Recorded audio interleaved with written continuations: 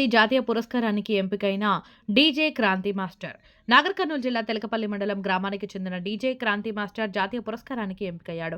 తెలుగు వెలుగు సాహితీ వేదిక, శ్రీ విరాట్ విశ్వ విజ్ఞాన ఆధ్యాత్మిక ధార్మిక కళా పరిషత్ సంయుక్త ఆధ్వర్యంలో స్వామి వివేకానంద జయంతి సందర్భంగా సాంస్కృతిక ఉత్సవాలు 2025 పురస్కరించుకుని తెలుగు వెలుగు మహానంది జాతీయ పురస్కారానికి డీజే క్రాంతిని ఎంపిక చేసినట్లు తెలుగు వెలుగు సాహితీ వేదిక స్వచ్ఛంద సేవా సంస్థ ఫౌండర్ ఆఫ్ జాతీయ చైర్మన్ బ్రహ్మశ్రీ పోలోజు రాజకుమార్ గారు ఒక ప్రకటనలో తెలియజేశారు.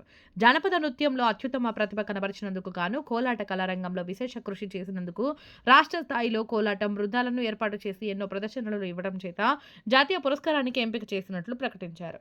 తేదీ 11 జనవరి 2025 శనివారం రోజున ఉదయం త్యాగరాయ గాన సభ కళా వెంకట దీక్షలు కళావేదికలో జరిగే తెలుగు వెలుగు మహానంది మయూరి జాతీయ పురస్కారాల ప్రధానోత్సవం కార్యక్రమంలో ముఖ్య అతిథులు పోలోజు రాజ్కుమార్, ప్రశాంతి, డాక్టర్ లక్ష్మణ్ బాబు, అద్దంకి నాగరాజ్ చేతుల మీదుగా నంది పురస్కారం అందుకోవడం జరిగింది. ఈ అవార్డును అందుకోవడం చాలా సంతోషంగా ఉందని డీజే క్రాంతి మాస్టర్ తెలియజేశారు.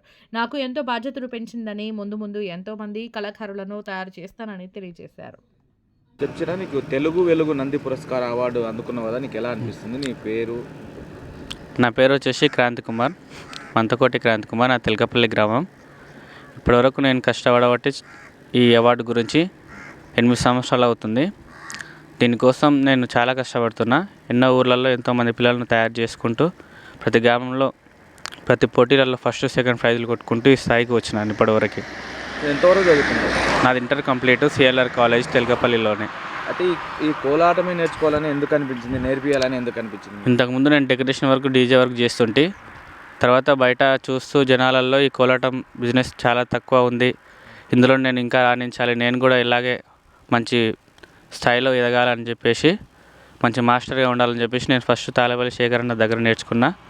అక్కడి నుంచి నా సొంతంగా నాకు నేనే మాస్టర్గా రెడీ అయ్యి ఇప్పుడు ఎంతోమంది పిల్లల్ని తయారు చేసుకుంటూ ఉంటున్నావు ప్రతి ఊర్లో. ఇప్పుడు ఈ అవార్డు వచ్చింది కదా, ఎలా అనిపిస్తుంది? చాలా సంతోషంగా ఉందన్న మాకు. ఇప్పటివరకు నేను ఈ అవార్డు కోసం ఎన్ని రోజులు కష్టపడి ఉన్నా, నేను అనుకున్నది ఇప్పటివరకు సాధించా. ఈ ఒక్కదానితోనే అవుతావా?